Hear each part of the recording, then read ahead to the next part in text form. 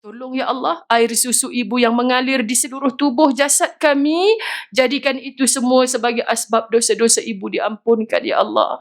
Keringat ayah yang mengalir kerana membesarkan dan memberi nafkah kepada kami, jadikan semua itu sebagai asbab dosa-dosa ayah diampunkan ya Allah. Apa khabar sahabat-sahabat di Al-Falah? Di Dewan Fatimah Az-Zahra. Sihat ke? Yang muslimin, yang muslimat, terlupa kat sini ada muslimin. Okey. Nah, tadi macam nampak cameraman je, tiba-tiba lupa pula ada muslimin. Sahabat rahmat Allah. Jadi kemudian yang nak cakap tua tak boleh juga kan. Sebab semalam saya di Teluk Intan tu, acik ni paling tua kat sini ustazah, tim khidmat depa paling tua ustazah, tapi paling macam mana kata sebab dia datang dengan spek hitam gitu. Kan. Hebat acik ni kan. Jadi Masya Allah, jadi saya nampak perhatian tu lebih pada dia. Tapi acik paling tua kat sini ustazah. Bukan tua cik, paling emas sekali. Jadi dia sukalah, apa sudah suka. Sebab tu Nabi SAW dalam gurau sendanya tetap ada makna kan. Bila mana seorang ibu mengatakan, semogalah nanti dia dapat masuk ke syurga, layak ke agaknya. Sebab Nabi bagi tahu kan dekat dalam syurga ni tak ada orang tua. Sedih orang tua ni. Jadi sebut tua ni macam sensitif lah. Jadi kita nak sebut orang lama. Kalau lama takut kata macam stok lama pula kan, expired dah. Kita tak pernahnya expired. Kalau di luar ni nampak lemah, tua, nampak uzur. Kalau jemaah-jemaah umrah saya, macam mana cik ni ustazah sakit lutut. InsyaAllah cik, yang penting sini sihat. Kalau sini sihat, cik tengok nanti buat umrah macam mana. Orang muda buat umrah sekali, khalas. Menggunakan dalil Nabi hanya sekali buat umrah. Tapi yang tua-tua tu Masya Allah, ustazah dah 3 kali ni acik boleh hantar acik Gita Naim tak nak buat umrah. Dalam hati kata aku ustazah ke? Kau ustazah ni. Sebab apa? Subhanallah, tak rasa penat, tak rasa letih. Jadi kita yang muda ni merasa malulah dengan mereka yang nampak uzur dari segi zahirnya. Tapi disebabkan sehat kat sini, ingat mati, kena buat persiapan. Allah pandang aku dah melalui dunia ni lama dah. Rupanya bergantung pada makhluk kita kecewa. Bergantung pada Al-Khaliq kita bahagia. So pengalaman hidup mereka tu yang mahal. Masya Allah, kalau orang muda pantang dipuji orang sikit, subhanallah. Sebab tu tak payah mengaji panjang dah. Tak payah dapat master, tak payah buat PhD dah sekarang ni. Kan cukup ramai like dekat media sosial, cukup itu kejayaan besar bagi mereka. Tapi rupa-rupanya subhanallah, pagi semalam saya Skype TV Al-Hijrah daripada Kulim, Kedah. Tajuknya pura-pura bahagia. Saya kata hampa ni dah kenapa selalu elok je ganti Ustazah Nazirah tu. Ustazah, tajuk ni pasal artis yang sebenarnya tak bahagia tapi pura-pura bahagia. Bukan semua tau macam tu. Sebab semata-mata nak raih like, dia kata kan. Kita nak tegurlah sikit Ustazah. Kalau bukanlah bahagia tu kena tunjuk kat orang, tak bahagia pun kena bagi tahu kat orang. Tapi jangan pura-pura bahagia. Okeylah, kalau boleh menjadi ibadah, why not kan kita Skype daripada Kulim, Kedah. So tajuk tu banyaklah kita muhasabah diri sebenarnya. Jangan ada niat nak perli orang tu, perli orang ni. Rupanya bila kita dibagi assignment macam tu, buat rujukan, banyak sebenarnya yang memang kita dengan orang munafik tak ada beza pun. Kalau kita berpura-pura bahagia. Tapi dalam kitab Latahzan, Dr. Aida Al-Qarni suruh kita menangis di dalam. Kita ada tangisan di dalam ni dengan macam-macam ujian, musibah yang datang. Tapi kita disuruh pamerkan senyuman. Bukankah itu berpura-pura namanya? Tak. Muslimat dirahmati Allah, muslimin muslimat. Kerana apa? Kerana senyuman yang begitu, dia sedang berperang dengan nafsu dia sendiri. Dan dia teringat, senyum tu adalah sedekah. Dengan senyum kita ni, Masya Allah, orang yang tengah down, kita pun tengah down ni. Tapi kita senyum depan orang, kan aku kalau tengok muka kau ni auto masalah aku hilang. Asyik sengih je macam kerang busuk. Kawan pejabat kita bagi tahu. Kejiranan kita bagi tahu. Kan? Syok lah jadi macam kau ni. Tak ada masalah ke? Kita dengar, mana ada orang hidup tak ada masalah. Tapi sebab kita tak fokus pada masalah tu. Subhanallah, kita masih boleh mampu tersenyum. Itu yang kita kata payahnya di hati sedang menangis, kita nak pamerkan senyum, itu juga sebenarnya dipandang jihad. Satu perjuangan, sulit tapi kita kena buat. Jadi nasihat dalam kitab Latahzan ni banyak yang mengajarkan saya mendidik hati sendiri. Betul lah ya Allah. Buat apa nak tunjuk-tunjuk kat orang yang kita terpaling tak bahagia ataupun kita terpaling bahagia kan? So what kalau kita nak tunjuk kat orang terpaling bahagia pun? Di sana ingat mungkin ada orang yang pandang dengan hati yang dengki, cemburu. Jadi berpada-pada. Kan tak kongsi langsung pun media sosialnya ada. Jadi sahabat dirahmati Allah nak kongsi ni ramainya orang di Al-Falah. Jom besok ada lagi kuliah, kita ramaikan lagi, jangan ada seat kosong. Tu tujuan kita berkongsi, bukan kita seorang dapat kebaikan, tapi ada ramai lagi orang dapat kebaikan. Muslimat dirahmati Allah. Jadi nak menjaga hati ni satu jihad yang begitu besar. Itu pertama. Kemudian saya gerak ke bahagian serai. Ramai mereka kumpulkan muslimat di situ dan saya tak tahu pun kuliah tu ada tajuk. Okey? Rupanya tajuk dia, wanitaku kenapa masih menangis terluka. Macam kata, halah, orang perempuan ni kan terlampau terluka dan dilukai sangat. Masya Allah. Jadi saya kata lah, apa hal pula tajuk macam ni? Kita nak santai-santai, nak ziarah kan? Ini tuan rumah yang bagi tajuk semalam tu, dia dengar ni dalam talian ni. Dia kata, Ustazah ni dah ceramah sebut salah ke bagi tajuk macam tu? Tak salah. Sebab dia sebagai sahabat yang baik yang didatangi oleh sahabat-sahabat yang menangis begitu begini, maksud dia nak sampaikan tu, kita kan dah belajar macam-macam. Kenapa pula kita nak cerita pada orang kita lah yang paling terluka? Apa yang orang boleh tolong kita? Subhanallah, sahabat-sahabat dirahmati Allah. Jadi bila kita bertabayun, apa tujuan dia bagi tajuk macam ni? Banyaklah perkongsian dengan pasal tangis. Sehingga ketika itu saya teringat satu bab dalam buku yang saya pegang ini. Jadi itulah tajuk yang saya nak bawa pagi ni. Walaupun Kak Salwa tanya, Jajah tajuk apa. Jadi cakap dengan Kak Salwa. Bukan ke Kak Salwa pernah cakap dengan Ustazah Zain ni, bagi je lah tajuk apa. Sekian dia maklumkan.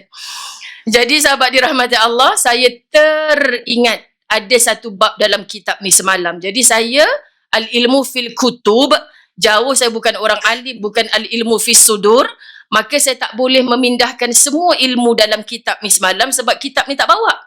Jadi saya rasa tak boleh jadi ni. Saya kena baca juga tentang tangisan dalam buku ni di hadapan jemaah Al-Falah yang di-online kan, berapa banyak kamera. Mudah-mudahan mereka yang terlepas ilmu ni semalam, mereka dapat. Okay, jadi ini nawaitu, ini tujuannya. Tajuknya adalah, menangislah jika kau tidak mampu menangis. Ini lagi pelik ni tajuk dia kan? Menangislah jika kau tidak mampu menangis. Tadi Ustazah macam gelakkan sangat wanita yang terpaling banyak menangis tu. Wanitaku, kenapa masih menangis terluka? Subhanallah. Ternyata dunia ni ajaib, pelik. Sahabat-sahabat rahmat Allah, rupanya ada orang menangis bukan menceritakan tentang derita hidupnya. Ada orang menangis, rupanya dia sedang berbahagia. Kan, dinobatkan kecemerlangan pada tahun ini jatuh kepada anak, sipulan-sipulan, bapaknya senyum, gugur air mata. Maknya lagilah senyum, lagilah gugur air mata tapi tak ada senyuman. Pasal apa? Kan, aku yang beranakkan nama bapak dia yang sebut kat atas pentas tu. Kan, untungnya jadi orang lelaki bang, tak sakit-sakit nak beranak. Kejayaan cemerlang kepada sipulan bin sipulan. Sebutlah nama mak sekali, dia kata. Orang perempuan ni emosi sampai takat tu. Jangan buat lawak lah cik. Takkanlah nak sebut macam tu. Kan, jadi nanti sampai ke mati soalan tu. Ustazah, saya nak buat akikah, saya nak buat upah haji, saya nak buat sekian. Nak bubuh nama bapak ke nak bubuh nama mak? Nama bapak lah kak. Tapi ada ulama kata nama mak. Ya, betul, tak salah pun. Sebab mak tu confirm mak yang mengandungkan kita, melahirkan kita. Tapi bapak ni belum tentu. Itulah maksud pendapat ulama.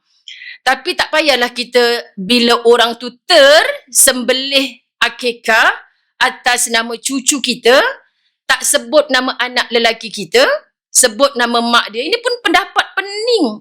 Besan bergaduh lah pula. Kenapa sebut nama anak awak perempuan mak dia? Patutnya dalam surat beranak nama anak saya lelaki kan? Alahai, sebab itulah benda ni bukan wajib, bukan haram pun. Jadi kalau pengurusan dah buatkan badal haji atas nama bapa kan? Ustazah, pendapat mengatakan binti mak ni sijil haji ni atas nama bapa dia. Macam mana? Kenapa Ji? Tak boleh ke macam ni? Boleh sebenarnya. Dah hari tu haji di WhatsApp nak bubuh bin apa, binti apa, senyap je tak jawab. Kan muslimat dirahmati Allah, itu pun nak jadi isu kadang-kadang kan, sebab sebenarnya Ustazah dulu arwah ni bapak dia bukan bapak sebenar dia, sebenarnya kita tak perlu pun nak buka, nak cerita. Sebab Allah tahu niat badal haji tu, akikah tu untuk siapa. Kita yang buat ni. Niat di hati kita ni. Kita terbayang orang yang mana. Betul muslimat? Pendapat ulama' ni jangan kita nafikan. Jangan melatah. Orang Selangor suka melatah ke? Ustazah duduk dekat Madinah ke main lagi bahas pasal telekung. Sekian dimaklumkan. Jadi saya tak pernah bersandar dekat tiang Masjid Nabawi tu cek telekung orang. Tak pernah tau. Tiba kali itu, kan kedatangan kali ini, saya duduk 3 hari je kat Madinah kali ni. Orang Singapura masuk, orang Indonesia masuk kan. Saya sandar dekat tiang ni iktikaf.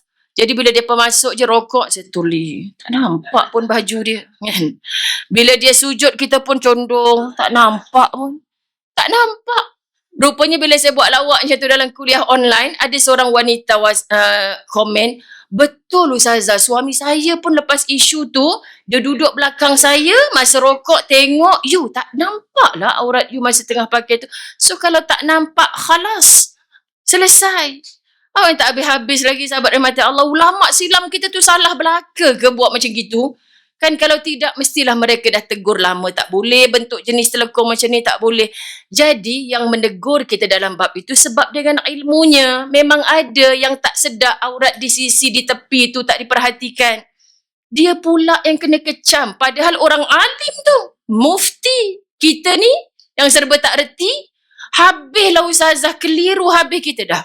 Kata duk rajin hadir majlis ilmu, sepatutnya dah tak ada kekeliruan. Jangan lagi hadir majlis ilmu bertambah keliru. Jahatnya iblis tu ikut kita. Dulu dia kacau kita dalam bab leka, tak sembahyang. Atau sembahyang tapi lewat. Sekarang dah istiqamah dalam majlis ilmu, masih ada ragu-ragu lagi. Jaga hatimu. Masya Allah, orang yang bertauhid, pakaiannya adalah la ilaha illallah Muhammadur Rasulullah. Minta maaf sebut, dia tidak akan bertelanjang dengan keragu-raguan. Faham ya? Sebab Allah suruh aku sembahyang dalam keadaan macam mana ni? Apa 13 rukun dalam solat? Kan insya-Allah ni dah patuh syariat, dah menutup aurat. Jadi muslimat dirahmati Allah, tak payah kita melatah sangat. Jadi jangan buang telekung dalam almari. Menangis SK nanti. Faham ke tak faham? Sekian dimaklumkan. Pokcik-pokcik kita tak tahulah SK tu apa ya. Jadi menangislah jika kau tidak mampu menangis. Sebab di Teluk Intan semalam program yang diatur besar untuk orang Teluk Intan, dia dah bagi tajuk pada saya 7 ke 8 tajuk macam tu, suruh Ustazah pilih. Tapi Ustazah tak pilih pun. Kan sebab lama lagi kot. Masa tu bulan 2 ke bulan 3 dia apa. Pilihlah Ustazah tajuk mana. Program semalam ni. Lepas tu saya kata tak apalah, nanti dekat-dekat. Sampai dah dekat-dekat, banner semua dah siap. Ustazah pun dah tak terpilih tajuk kan. Muslimat dirahmati Allah. Akhirnya dia letak tajuk wanita syurga. Antara senarai yang ada itulah. Jadi saya kata lagi bagus ni. Seronok ni bicara tentang wanita syurga ni. Tapi macam mana nak bicara tentang wanita syurga kalau masih menangisi tentang makhluk? Kita tak pernah menangis, aku ni kalau mati sekarang ni Allah redha tak dengan aku? Aku ni kalau mati sekarang ni Nabi nak mengaku umat ke tidak? Tengok drama tak jadi kahwin pun nangis. Saya turun daripada Halong Bay Cruise kan, 2 hari tak ada line. Jajah bagi tahu, Ustazah kelakar kakak tu nangis. Kenapa dia nangis? Kan sebab baru ada line bila turun. Sebab dia kata akak puas berdoa supaya mereka tak bercerai. Akhirnya mereka bercerai juga. Siapa yang bercerai ni? F dengan F tu, ya Allah, jadi isu sahabat. Masa tu saya dekat Halong Bay, sahabat rahmat Allah, turun baru ada line. Acik ni kata puas solat hajat, janganlah. Bagus tak mendoakan kebaikan orang lain?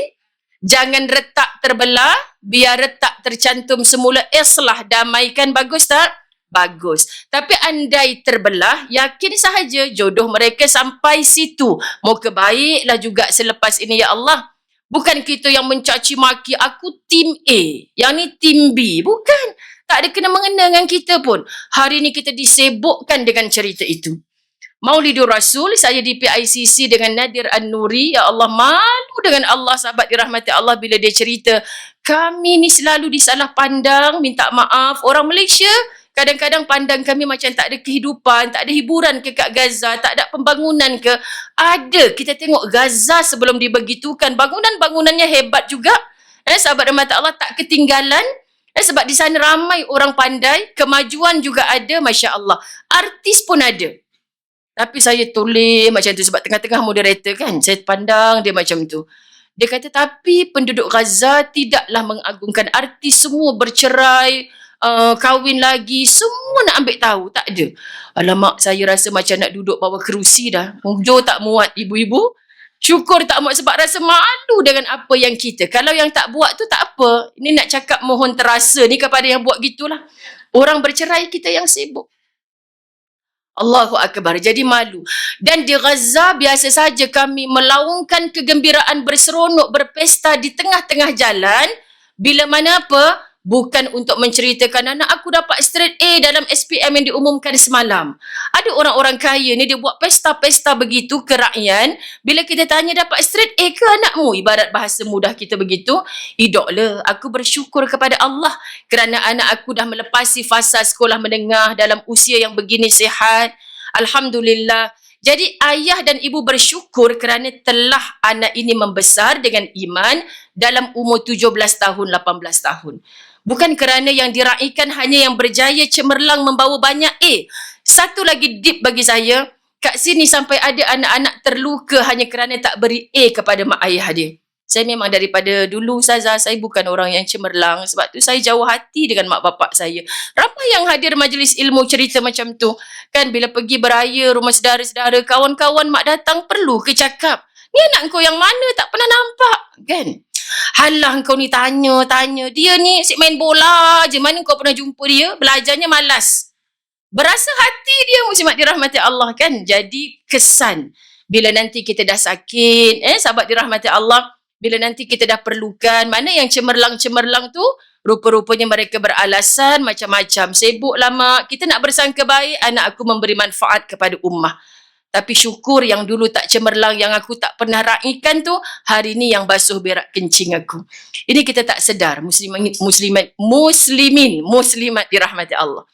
Bahaya juga kalau ada muslimin muslimat, sebab besok pergi kuliah muslimat, dia akan muslimin dan muslimat. Nanti muslimat kata, mana muslimin Ustazah? Sebab semalam pergi kuliah muslimin muslimat, maka tersyasyul. Sahabat-sahabat, menangislah jika kau tidak mampu menangis baik. Menangis, yakni tangisan dengan manusia. Kita manusia tak boleh dipisahkan. Sejak detik kelahiran lagi, betul kan?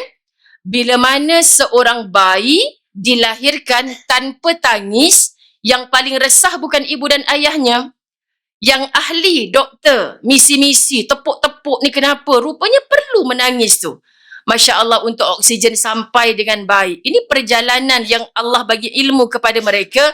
Memang kena menangis.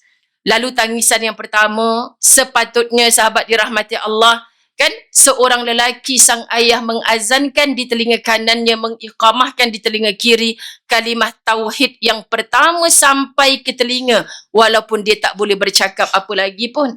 Walaupun kita tak tahu dia dengar ke tidak, sampai ke tidak kepada hati dia, tapi kita nak beritahu Allah, ini anak yang kita syukuri lahirnya. Yang kita tak payah panggil mana-mana ustaz. Ini berlaku sahabat rahmati Allah. Ustazah tolong ustaz ready ya. Dijangka 12 malam ni menantu saya nak bersalin. So what?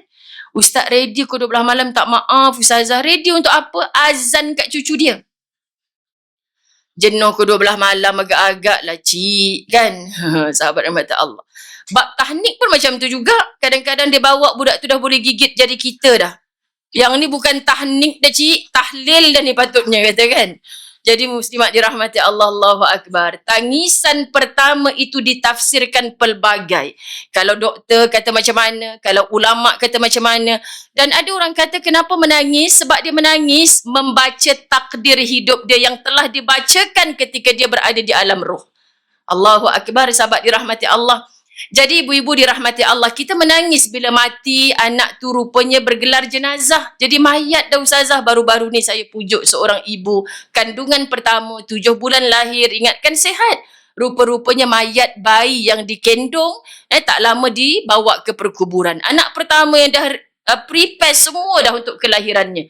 Jadi neneknya, nenek arwah cucu ni, bagi tahu Ustazah, sedihnya tengok anak menantu saya menunggu anak sulung.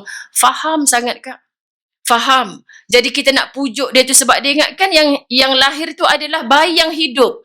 Rupanya tidak. Ibu-ibu muslimat dirahmati Allah, saya berada di Langkawi. Sahabat saya cerita benda ni, yang follow secara online mudah-mudahan jadi pelajaran. Allahu Akbar. Seorang ibu 4 orang anak minta pada Allah dapatlah anak perempuan sebab 4 ni anak lelaki. Okey, jadi dapatlah anak perempuan. Allah bagi umur 1.5 tahun. Kan dalam 1.5 tahun zaman-zaman video gambar ni, family group dah kadang-kadang sampai aku ni sebagai kakak dia tu kawan sekolah saya, Zai kami ni sebagai kakak kadang, dia ni obses sangat lah nak beli baju baru pun tunjuk dekat family group. Anak buah sendiri ni, bukan benci, tapi faham sayangnya dia, excitednya dia dapat anak perempuan setelah sebelum ni 4 lelaki. Semalam Ahad kan, Ahad sebelum ni buat family pertemuan untuk birthday mak dia. Masya Allah, tabarakallah. Kan ada swimming pool, semua anak-anak main. Dipendekkan cerita, bayi itu 1.5 tahun mati lemas dalam kolam. Jadi ibu-ibu dirahmati Allah, kita yang mak ni dengar, ya Allah, perasaan saudara kami tu, ya Allah, anak yang paling ditunggu. Kalau kita boleh berbicara dengan Allah, kenapa tak salah seorang lelaki daripada 4 tu aku lebih redha, ya Allah. Tapi sebab ini kehendak Allah. Tak ada siapa boleh halang, dan dia kata tolong doa urusan mereka dipermudahkan. Yang paling aku sedih, adik ipar aku ni lelaki, polis sedang minta kenyataan daripada dia ni, takut dicas sebagai ibu ayah yang leka lah, cuai. Mana mungkin cuai, ibu-ibu dirahmati Allah, kerana itu anak kesayangan dia. Dalam sekejapan mata kami tak tahu macam mana dia boleh lemas dalam kolam. Padahal semua ada. Jadi jawapan kita takdir, kehendak Allah. Allah hanya bagi pinjam. Saya pujuk dia dalam video saya cakap, kakak dia adalah macam adik-beradik dengan saya. Saya cakap, sahabat-sahabat dirahmati Allah, mungkin selama ini dalam 1.5 tahun kita terlupa. Doa kita dimakbulkan anak perempuan. Tidak mustahil kalau di situ ada cemburunya Allah. Perhatian kita sudah tidak lagi kepada Allah yang maha memakbulkan doa. Tapi anak yang kita banggakan. Muslimat dirahmati Allah, terkadang begitu bila kita mendapat nikmat. Jadi syukur, Allah rentap dalam keadaan begini, pitam pengsan di dalam raungan. Kenapa anak aku? Allah boleh jawab, kenapa tidak? Kerana aku boleh beri dan aku boleh ambil bila-bila masa sahaja. Tak perlu tunggu dia besar, tak perlu tunggu dia tua. Sahabat, saya bercerita ketika kuliah saya di Langkawi, malam hari, lepas kuliah tu ada seorang ibu muda menangis. Di bahu saya, Ustazah ceramah tadi, pengalaman ibu tadi yang anak mati lemas tu, terkesan di hati saya. Sebab saya lepas 2 bulan suami saya meninggal, tiba-tiba lepas 2 bulan anak saya mati lemas, Ustazah. Jadi saya cerita dekat orang adik kawan saya tu, semalam Ustazah ceramah dekat Langkawi, Ustazah terharu seorang. Kamu masih syukur ada 4 orang anak lagi. Masih syukur ada suami di sisi. Wanita tadi, suaminya meninggal lepas 2 bulan. Hilang sedihnya tidak lagi masih dalam iddah.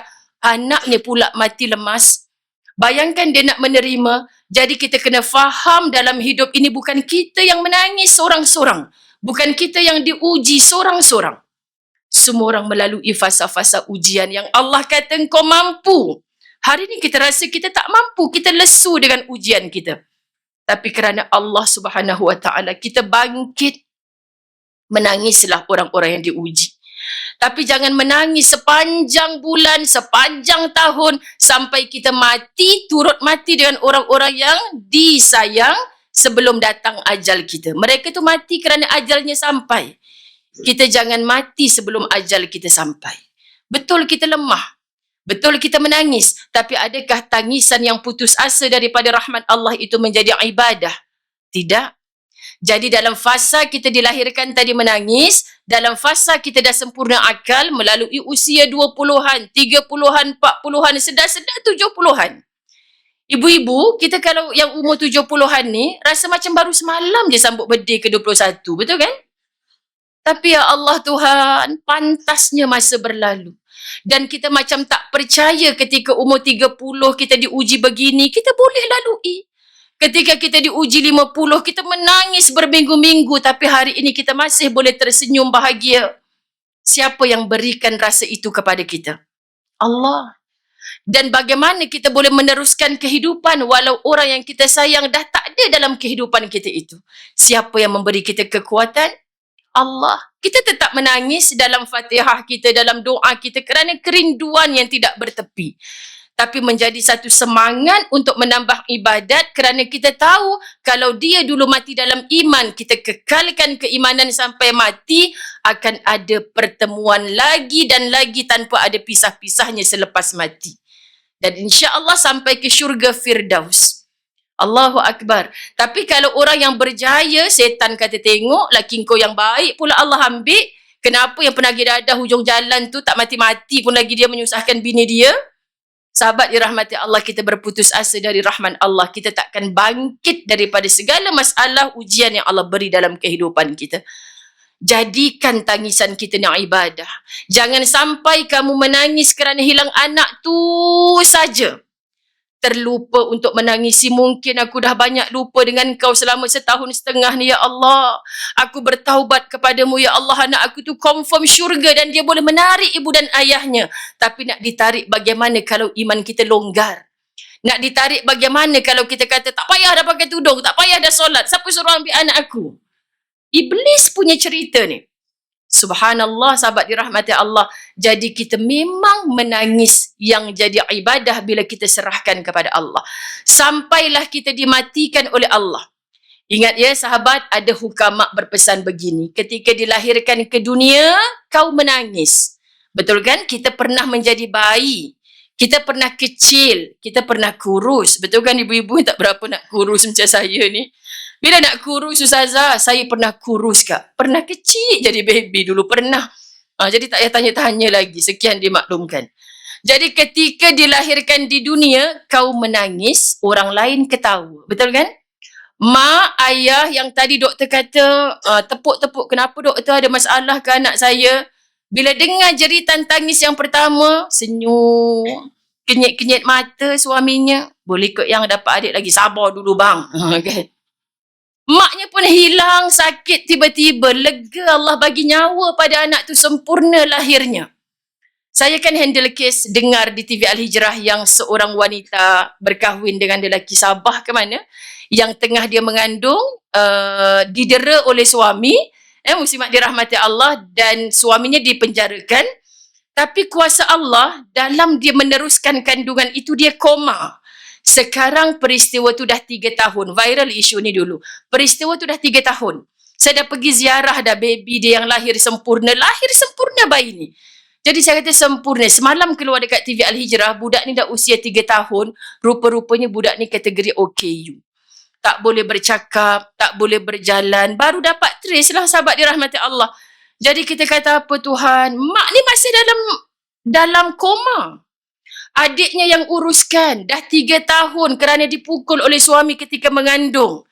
Ibu-ibu, derita apa lagi yang kita kata lebih dahsyat daripada ujian seorang wanita ini. Dan kuatnya adik dia nak bela kakak ni sungguh-sungguh dalam keadaan rumah dah jadi macam hospital. Ketika anak tu dilahirkan dengan sempurna, dia letak bayi dekat atas perut kakak dia ni, jatuh air mata. Setiap perkembangan, anak ni Masya Allah boleh merangkak, boleh apa, dia bisik kak, anak dah boleh merangkak sekian-sekian, menangis dia. Ya Allah Tuhan, jadi sekarang dia nak bisik tak kakak dia ni, anak ni rupanya OKU, patutlah tak berjalan lagi dah 3 tahun, patutlah tak boleh bercakap lagi. Ya Allah, kalau kita setakat derita yang kecil-kecil ni sahabat, bila kita baca kisah-kisah begitu, aku nak merungut apa lagi dengan kau ya Allah. Hanya syukur. Jadi Ustazah Muzayyanah Abdullah nak belai jiwa saudara kita yang dalam kesedihan tadi. Tak suka sebenarnya nak sebut setelah 23 tahun ni. Tapi cuba sebut. Jadi keluarga tu kata aku share dekat dalam family group saya. Terima kasih, baru tersentak hati kami ni. Sebab saya cakap macam ni kat dia.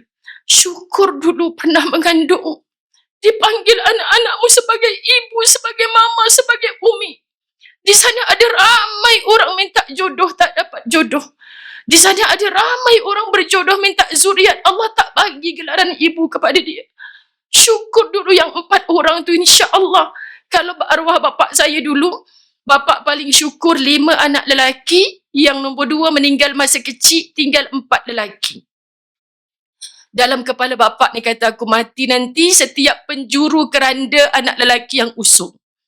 Tapi bila Allah matikan abang sulung saya dalam tidurnya masih sihat, umur 35 tahun, lepas 5 bulan saya bernikah dengan Ustaz Azwan, bapak saya dalam tangisannya dia kata, siapa nak usung satu lagi penjuru?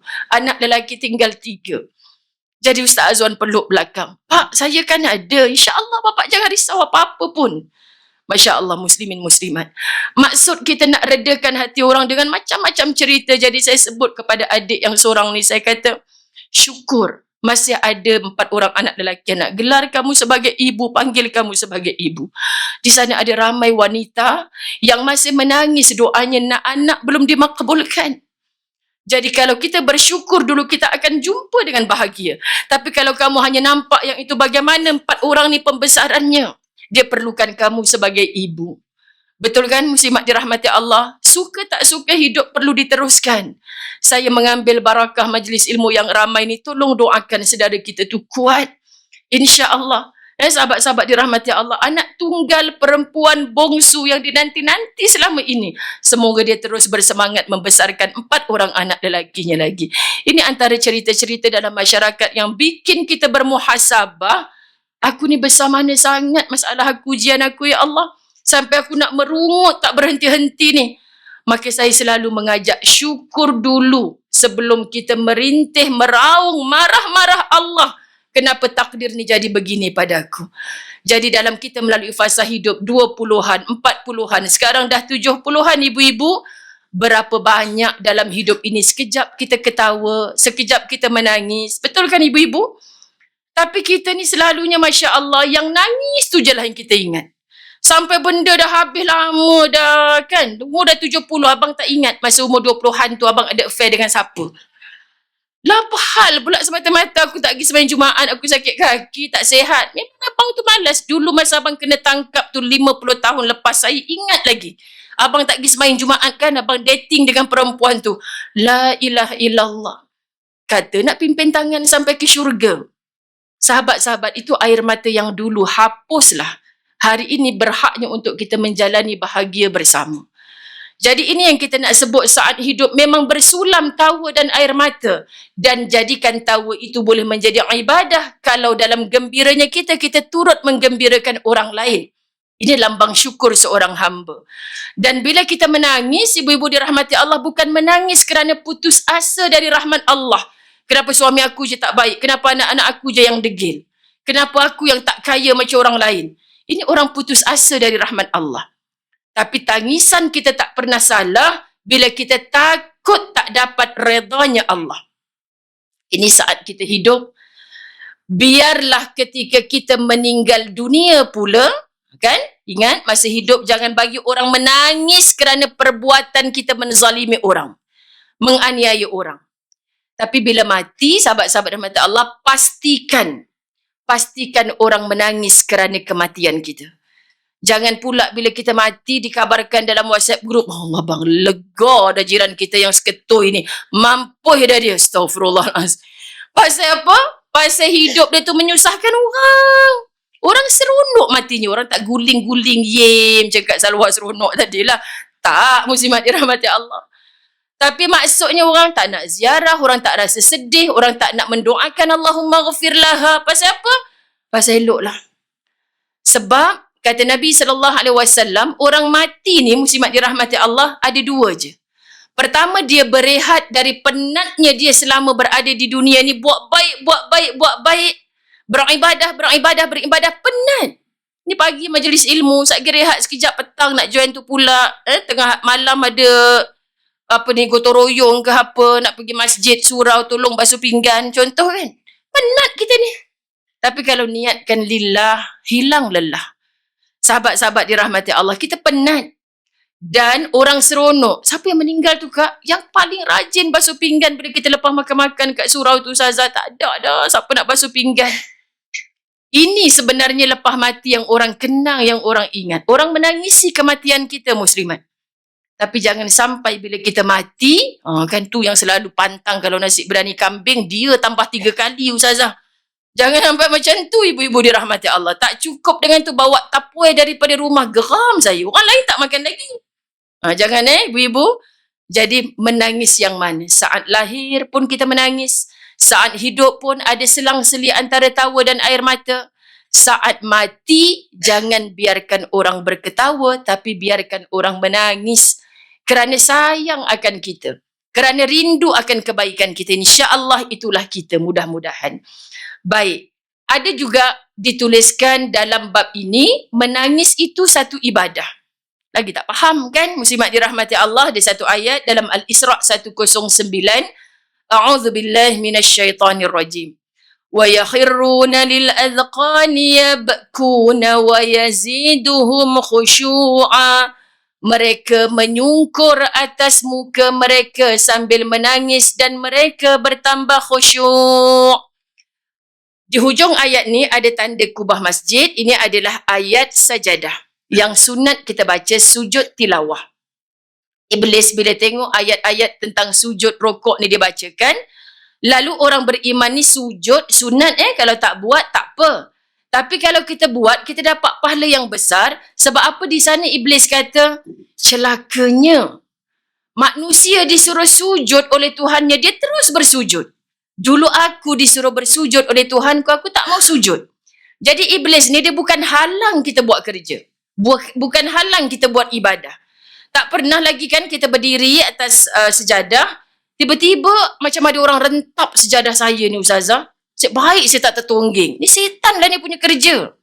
Biar betul kak, pelik-pelik dah rumah akak ni ada apa ni kan muslimat. Dan kadang dia buat tu kita pun dah macam, dia ni betul ke sembahyang ke tidak? Saya bukan tak nak sembahyang Ustazah. Setiap kali saya bentang sejadah, kan ada orang rentap saya tapi orangnya tak ada. Saya rasa setan lah tu Ustazah. Ke akak yang setan sebenarnya tu? Pelik sungguh. Kan sahabat rahmat Allah, pelik. Sebab setan tak kata dulu kau tak sembahyang, aku bukan tarik sejadah kau.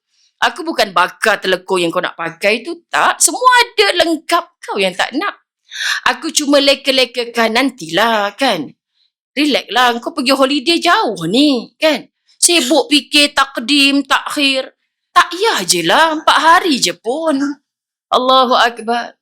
Kita ikut cakap setan ni. Alah bang, budak-budak bang. Baru nak mandi swimming pool lah bang dah suruh sembahyang asar lah pula. Holiday tak holiday sembahyang jangan tinggal. Tadi orang ajak takdim tak nak ni, dia pun kena buat takhir ni. Lah bang, tak iyalah bang. Sian budak-budak. Kan tadi pagi nak swimming pool, kan hujan. Petang lah bagi dia mandi. Gaduh mak dengan ayah ni semata-mata nak bagi kesenangan pada anak. Padahal hanya kesenangan dunia. Lepas berseronok-seronok kat swimming pool, tidur dah mereka sahabat rahmat Allah. Inilah sebenarnya kehidupan dunia, la'ibun walahwun. Hanyalah permainan. Budak kecil lepas main, terlelap. Mama suruh kemas mainan, bibi juga yang kemas. Penat dia hanya bermain, itulah tujuan. Bila dah remaja sikit, mana pergi abang kamu? Lahwun, menjadi gurauan, menjadi hiburan. Alamak, relax lah, baru lepas gaji kan. Orang duduklah dekat shopping mall tu lama-lama. Duduklah kelab malam tu belanja kawan-kawan. Hanya hiburan. Tak sampai hujung bulan, duit gaji pun habis. Jadi sahabat dirahmati Allah, kalau kita pandang dunia ni hanya sebagai permainan dan hiburan, akhirnya kita dapat apa untuk balik ke akhirat? Kita ada tujuan hidup, yakni untuk beribadah. Bukan mesti duduk atas sejadah 24 jam. Saya lepas jawatan CEO syarikat Ustazah. Ni semua dunia ni. Bagi kak kunci banglo dekat saya. Kan. Tu semua dunia tu kak. Bagi kunci Mercedes kat saya. Janganlah Ustazah. Kan kemain lagi kalau nak ikut Ustazah umrah tu akak. Dengar nasihat Ustazah. Kak dah buat wasiat dah Ustazah. Kak dah buat wasiat. Kalau jadi apa-apa mama tak balik. Kan. Kereta Mercedes tu untuk sekian-sekian kak dah buat dah. Tapi besok, konon-konon entah mana dia dapat suruh azan depan pintu sebelum pergi umrah. Dia belai kereta dia. Kamu semua ingat siapa pakai kereta mama balik nanti cala kena. Jadi anak pun confused. Malam bagi wasiat. Kalau mama mati kat Madinah, mati kat Mekah kan. Tapi masih dunia lagi tu. Nak melangkah dalam kereta nak pergi KLIA. Ya Allah Tuhan, kita ni jujur ke tidak pada diri kita sendiri? Tak jujur pada orang, orang tak tahu. Tapi tak jujur pada diri, takkan kita tak tahu. Muslimat dirahmati Allah. Sebab tu apa sahaja penyakit dalam hati, Quran mengiktiraf sebagai fi qulubihim marad. Dalam hatimu ada penyakit. Kalau mu tak rawat penyakit tu, Allah lah sendiri yang akan tambah. Sebab mu tak berusaha untuk memadamkan penyakit itu. Mu tak cari rawatannya. Jadi kalau ibu-ibu istiqamah sudah dalam kebaikan majlis ilmu seperti ini, tahniah saya ucapkan. Tapi takziah kalau majlis ilmu ni tak mampu mengubah diri kita daripada yang baik kepada lebih baik. Daripada yang tak baik kepada yang baik. Aku ni dah 20 tahun kot majlis ilmu, tapi solatnya kok lewat lagi. Faham tak faham? Aku ni dah 20 tahun dalam majlis ilmu, tapi tudungnya kok pendek lagi. Kan kita pandang diri kita kat cermin. Apa yang aku ubah sebenarnya? Suami kata, ayah tak faham mak kau ni, majlis ilmu pagi petang, siang malam. Tapi balik-balik, abang kenapa tak angkat kain di jemuran? Hujan tak nampak ke, main game je kerja? Terkejut ayah, sebaik tak sakit jantung.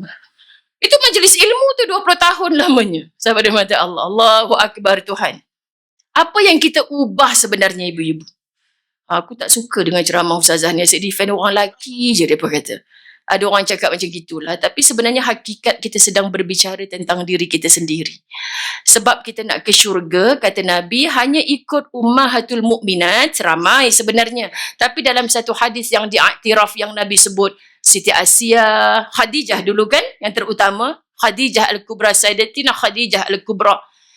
Isteri yang paling disayang walaupun selepas kewafatannya sebab luar biasa kebaikannya. Kemudian Fatimah Az-Zahra, Masya Allah, Tabarakallah. Kalau kita cerita pasal Sayyidatuna Khadijah, orang Al-Falah dah hafal sangat dah. Saya ingat satu kuliah ada orang cakap, Ustazah, selain Khadijah, Fatimah, Siti Asiyah dan Maryam ni, Aisyah lah lagi. Siapa lagi isteri-isteri Nabi? Kenapa semua orang cerita pasal tu? Kenapa tak cerita isteri Nabi yang lain? Ginilah Kak, kita bagi settle dulu diri kita ikut Sayyidatuna Khadijah dan Fatimah Az-Zahra, baru kita bagi cerita pasal orang lain.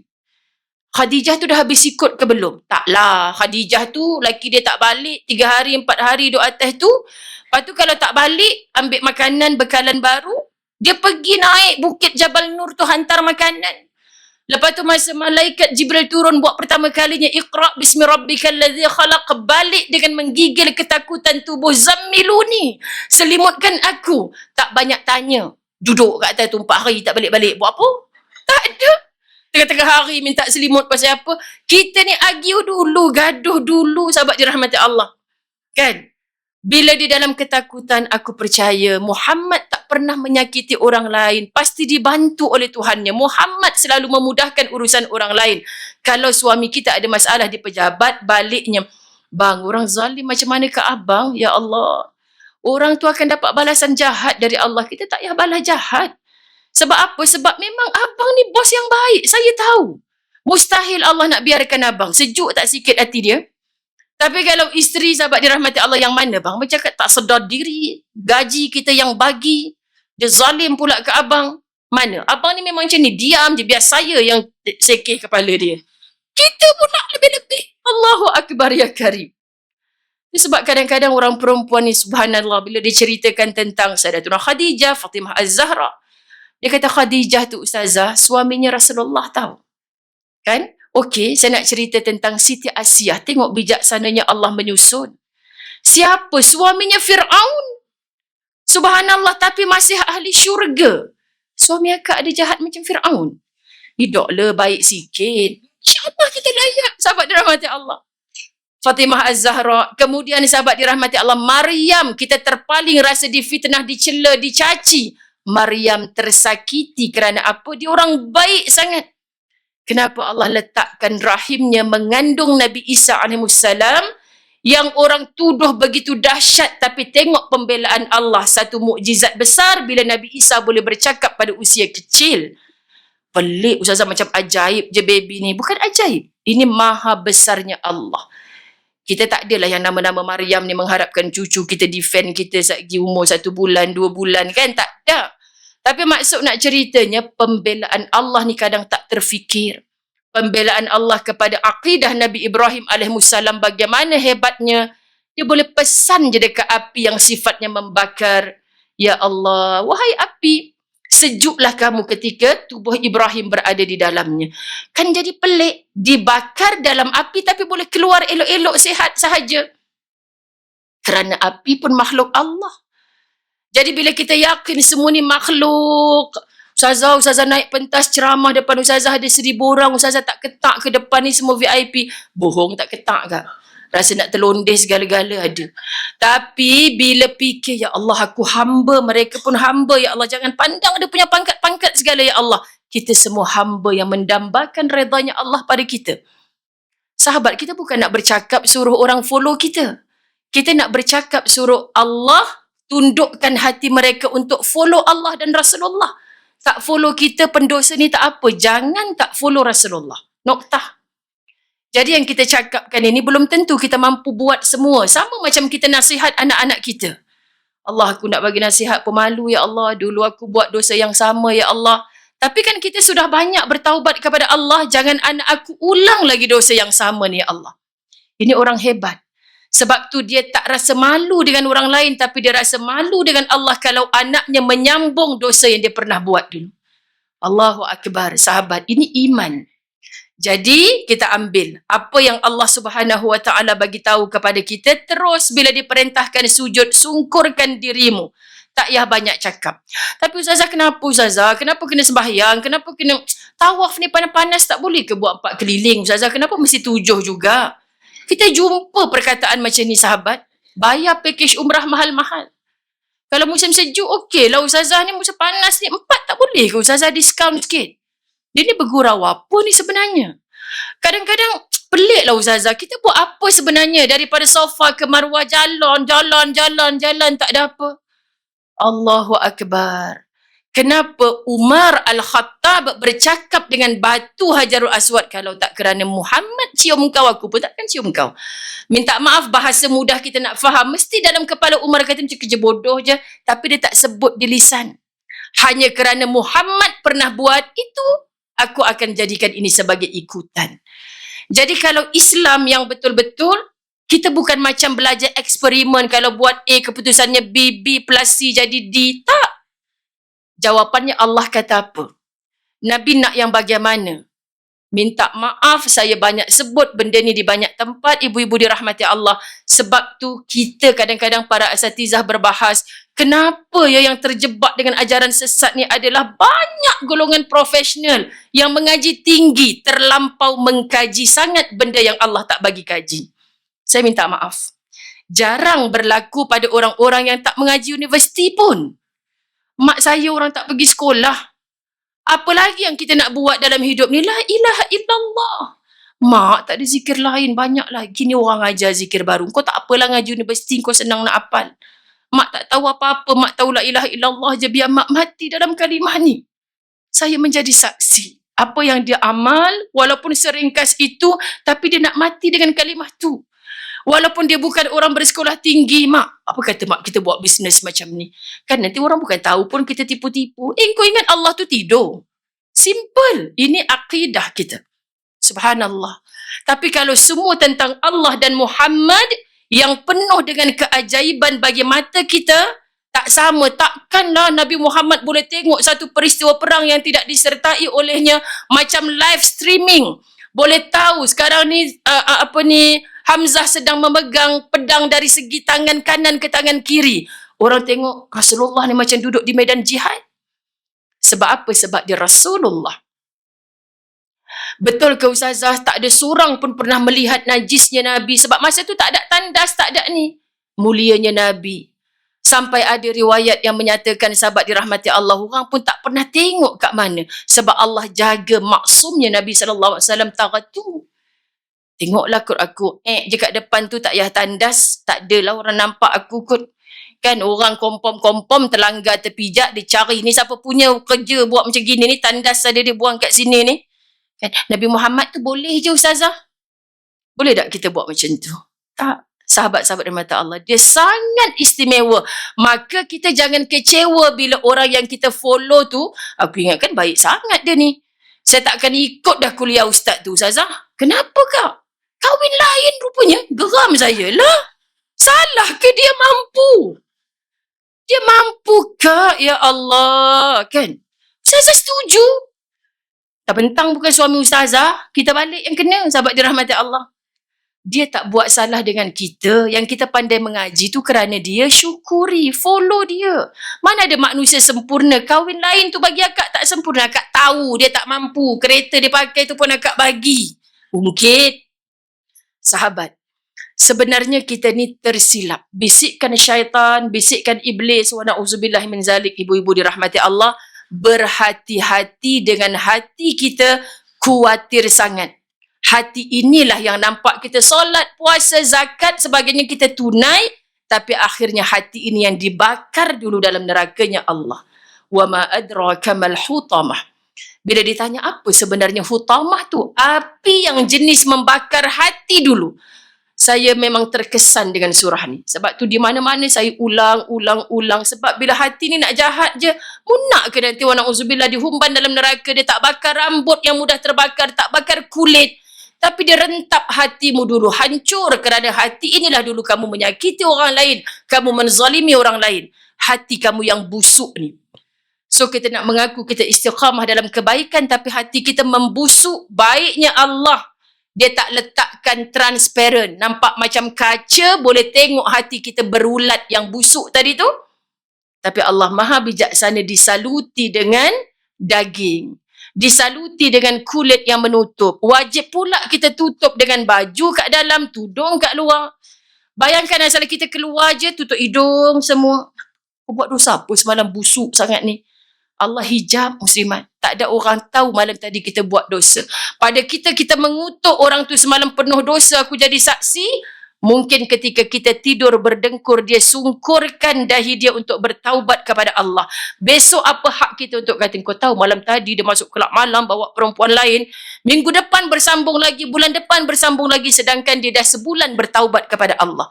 Kita sebulan bercerita tentang dosa dia tak habis-habis. Adakah itu bukan dosa? Hari ni kita sibuk dengan media sosial, nampak dosa orang dah sebulan, 2 bulan, setahun tak habis lagi cerita.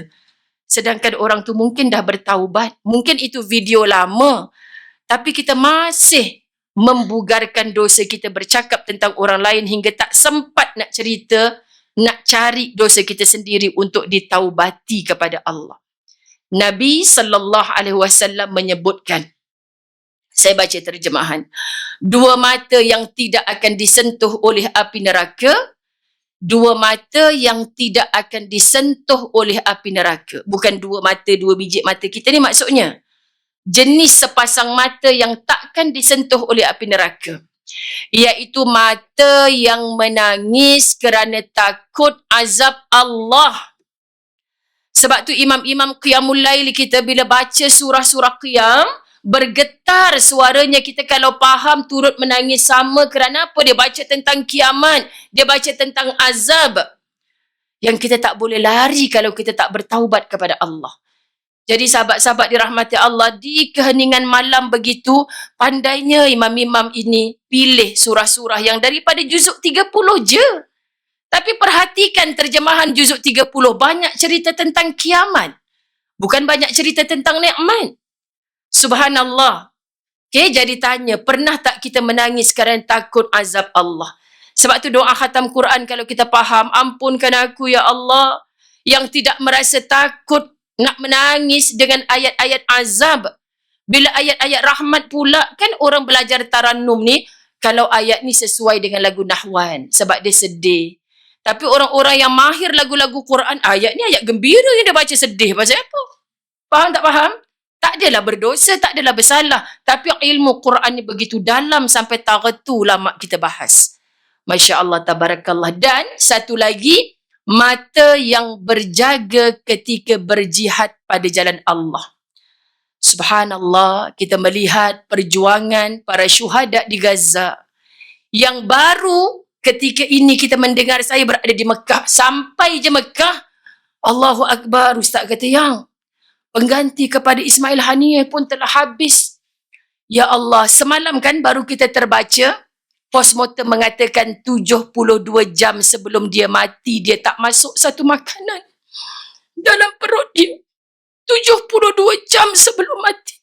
Tak ada satu rezeki yang masuk ikut halqum, kerongkong dia, tekak dia, masuk dalam perut dia.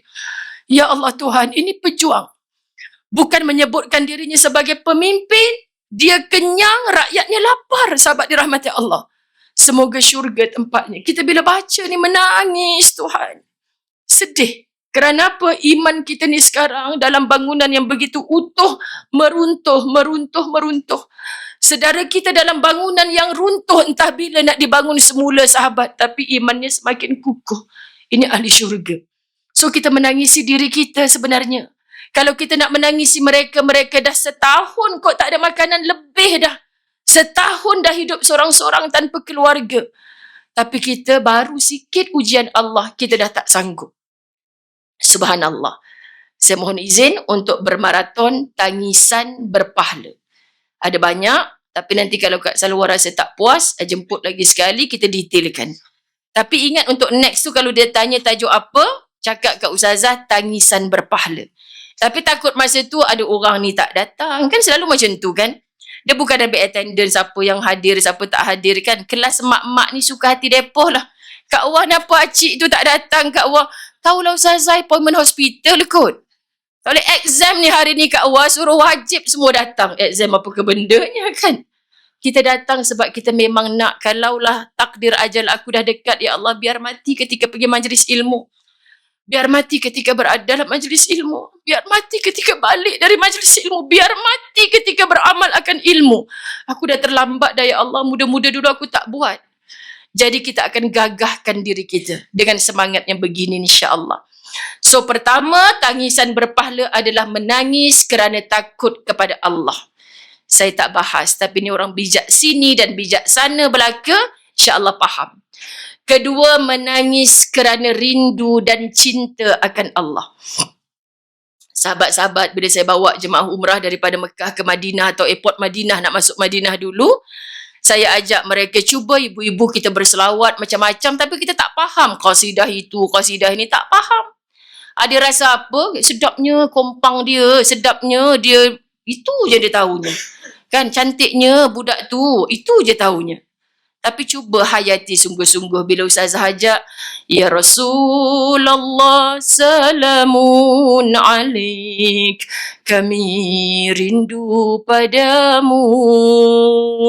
Ya Rasulullah salamun alaik, kami cinta padamu. Lagi bas dah mula cari-cari hotel kita kat Madinah mana. Kita dah tahu lepas je selekoh ni dah habis, pandang belah kanan dah nampak menara-menara cahaya daripada Masjid An-Nabawi. Subhanallah, dia meruntun hati. Kami rindu padamu, kami cinta padamu. Tanya pada diri, rindu? Mu nak datang sini cukup susah, mahal belanja umrah sekarang ni. Tapi bila kat Malaysia selawatnya nak dapat 100 pun payah. Ini ke orang rindu? Ingat dulu kamu rindu pada boyfriend kamu. Berapa kali sehari sebut nama? Tengok bumbung rumah pun jadilah Ustazah. Kalau tak tengok orangnya pun askor. Saya punya boyfriend tu. Tunang saya tu. Jadi 4 bulan sekali baru balik. Kan? Tengok bumbung rumah pun jadilah. Sebut nama kalau rindu.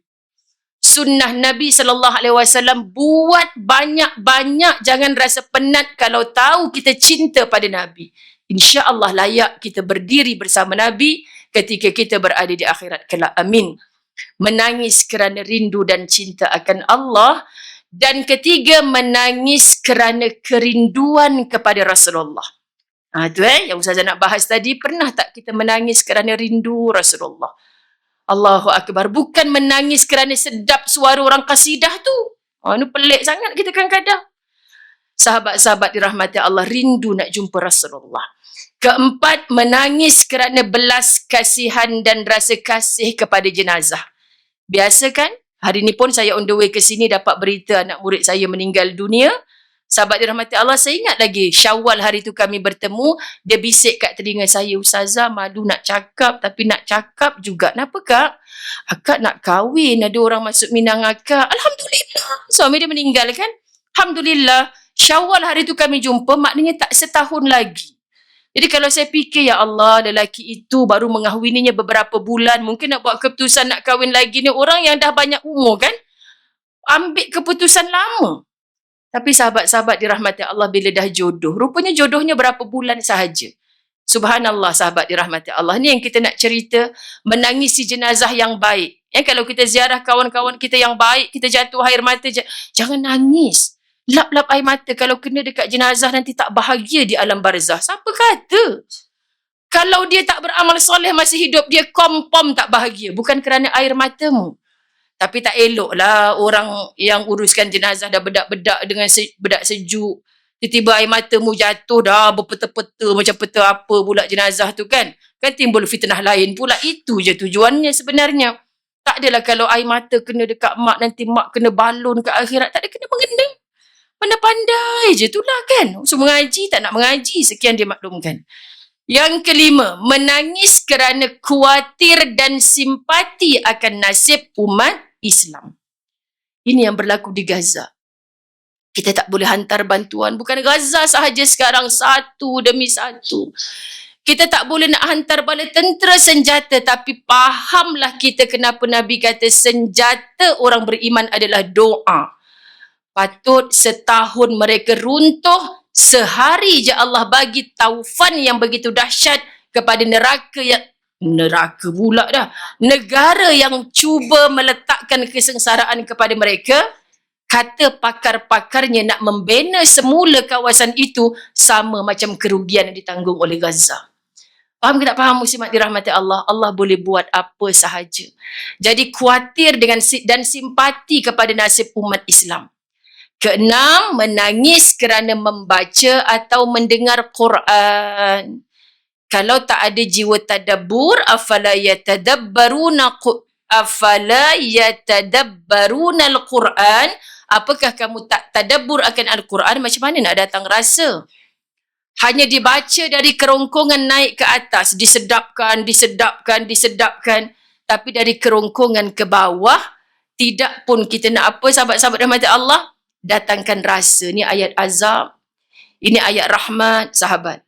Ini katanya Buya Hamka, turunkan ke dalam rongga dada kita, di situ ada hati, punya rasa ketika baca Quran. Maka kena tengok terjemahan, kena hadir majlis tadabbur, kena hadir kuliah-kuliah tafsir. Yang ketujuh dan terakhir, menangis ketika berdoa kepada Allah. Okey, saya yang paling bila pimpin doa-doa muslimat khususnya antaranya, wahai Allah, ampunkan dosa-dosa kedua orang tua kami yang semakin tua, lemah, sakit dan uzur ya Allah. Berikan mereka kesihatan yang baik untuk kuat beribadah sehingga ke akhir hayat mereka. Dah dengar dah soseh-soseh kat belakang. Pasal apa? Semua kita dekat dengan orang tua kita. Walaupun masa hayat mereka kita tak dekat pun. Dah mati kita rindu. Muslimat dirahmati Allah. Ibu ayahku, ya Allah yang telah berada di barzah, Engkau lapangkan kubur mereka, terangkan kubur mereka dengan cahaya Rabbanimu, ya Allah. Kasihani ibu dan ayah kami seperti mana mereka mengasihani kami sewaktu kami kecil dahulu, ya Allah. Dah datang dah, macam mana mak kita bela adik kita, nyamuk gigit sikit, nyamuk yang salang, kau kacau anak aku. Mana nyamuknya yang tak ada dah padan muka nyamuk tu. Marah sahabat dirahmati Allah. Marahkan nyamuk sebab singgah dekat pipi anak kita yang comel tu, Masya Allah. Ini penjagaan. Kita patut ada macam ni agaknya masa aku lahir dulu. Kan nanti bila, mama ni asyik alung. Sebenarnya sahabat-sahabat, mak ayah tak pernah membeza-bezakan. Cuma kita ni yang jahat hati, kita ni cemburu, dengki kat situ. Betul lah dia membeza-bezakan. Tapi siapa kita untuk menjadi hakim kepada ibu ayah yang pernah melahirkan kita? Kasihani ibu dan ayahku seperti mana mereka mengasihani kami sewaktu kami kecil dahulu. Kami rindu ibu dan ayah kami, ya Allah. Kami rindu ibu dan ayah kami, ya Allah. Kami rindu ibu dan ayah kami, ya Allah. Izinkan satu pertemuan untuk melepaskan kerinduan ini. Kelak bila balik ke kampung akhirat, dalam syurgamu yang tidak ada pisah-pisahnya lagi, ya Allah. Tolong ya Allah, air susu ibu yang mengalir di seluruh tubuh jasad kami, jadikan itu semua sebagai asbab dosa-dosa ibu diampunkan ya Allah. Keringat ayah yang mengalir kerana membesarkan dan memberi nafkah kepada kami, jadikan semua itu sebagai asbab dosa-dosa ayah diampunkan ya Allah. Ini rayuan, rintihan kita kepada Allah, sahabat. Jadi walaupun kita mungkin anak derhaka ketika hayatnya mereka, mak ayah kita tunggu doa kita hari ini. Semoga ada kasih sayang Allah kepada kita yang bersungguh-sungguh hari ini buat baik dengan mak orang lain sebab kita rasa menyesal kita dulu tak sempat buat baik dengan mak ayah kita. InsyaAllah lembut hati kita dan kita bakal menjadi ibu ayah yang rindu anak-anak tak datang ziarah. Kita hanya banyak bertaubat kepada Allah. Mungkin salah aku dulu, ya Allah. Aku tak mendoakan mak aku, ayah aku sungguh-sungguh, ya Allah. Hari ni kau nak balas aku kat dunia, aku reda, ya Allah. Jangan sampai aku dibalas di akhirat kelak, ya Allah. Semoga menjadi perawat hati kita. Semoga kita dipandang Allah dengan kasih sayang. Ibu ayah, muslimin muslimat yang dirahmati Allah. Di sini tempat duduknya para ramai alim ulama. Tahniah. Kak Salwa dan seluruh barisan jawatan kuasa Masjid Al-Falah. Jadi jangan pernah jemu. Kerana apa? Kerana di sinilah medan ilmu. Jadi cari dan azam untuk beramal dengan ilmu yang kita dapat daripada para asatizah kita yang belum confirm syurga pun. Tapi sama-sama kita sedang merebutkan, mengambil, mencari peluang untuk masuk ke dalam syurga Allah. Saya pohon ampun maaf, zahir batin, terima kasih atas perhatiannya. Segala silap dan khilaf dek kejahilan, kedaifan diri saya sendiri. Ampun maaf, wabillahi taufiq wal hidayah. Assalamualaikum warahmatullahi wabarakatuh.